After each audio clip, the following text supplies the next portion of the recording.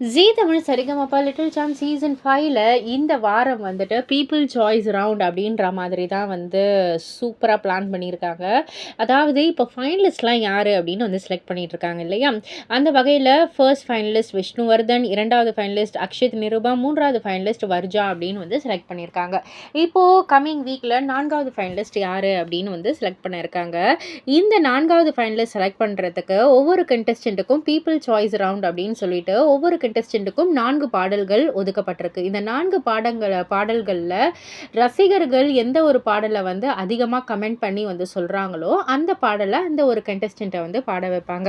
அந்த வகையில நம்ம சுமன் அவர்களுக்கு ராவணன் படத்துல உசிரே போகுதே, படையப்பா படத்துல வெற்றி கொடிக்கட்டு, நந்தா படத்துல ஊராயிரம் யானைகள், சாமி படத்துல திருநெல்வேலி அல்வாடா இந்த 4 பாடல்கள வந்து குடுத்திருக்காங்க. அதே போல நம்ம அபிஷேகா அவர்களுக்குமே 4 பாடல்கள் குடுத்திருக்காங்க. பொற்காலம் படத்திலிருந்து தஞ்சாவூர் மண்ணெடுத்து, வீரநடை படத்திலிருந்து கடலக்கொள்ள ஓரத்துல, நாடோடிகள் படத்திலிருந்து மதுர குலுங்க, அரண்மனை கிளி படத்துல பூங்குயிலே பூங்குயிலே. இந்த 4 பாடல்கள்ல அபிஷேகா எந்த பாடல பாடுனா வந்து பெஸ்ட்டா இருக்கும், வின் பண்ணுவாங்க அப்படின்றதும், சுமனுக்கு குடுத்த 4 பாடல்கள்ல எது வந்து சுமன் பெஸ்ட்டா பாடுவாங்க, எந்த பாடல பாடுனா வின் பண்ணுவாங்க அப்படின்றத ரசிகர்களுடைய கமெண்ட்ல வந்து எது அதிகமா வருதோ, அத வந்து அவங்களுக்கு குடுப்பாங்க.